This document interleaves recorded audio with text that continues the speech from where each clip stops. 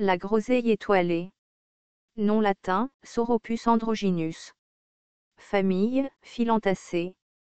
Nom commun, groseille étoilée. Parties utilisées, racines, feuilles. Distribution.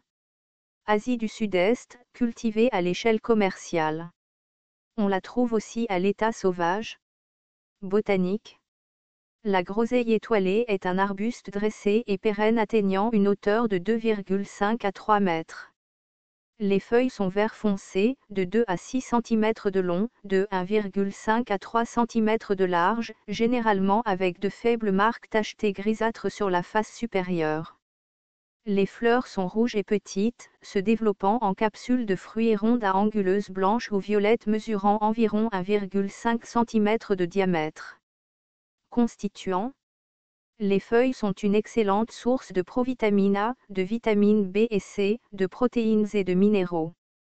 La teneur en protéines est plus élevée que la plupart des autres légumes à feuilles, les feuilles matures ont plus de nutriments que les jeunes feuilles. Elles contiennent une quantité considérable d'alcaloïdes papavérine, 580 mg de papavérine pour 100 g de feuilles fraîches. L'étude a donné un glycoside de lignane et un mégastimane glucoside, sauroposide des parties aériennes. Utilisation culinaire. Les feuilles peuvent être mangées crues ou cuites.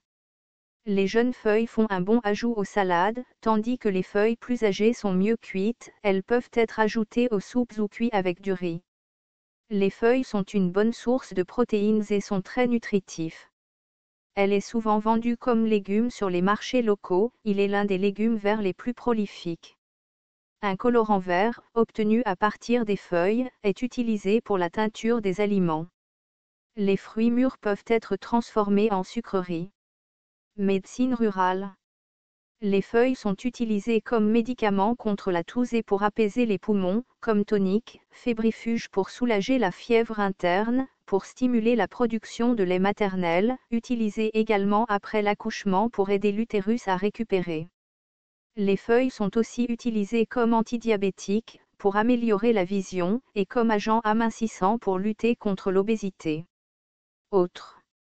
Les feuilles peuvent être utilisées comme aliment pour le bétail et la volaille. Danger.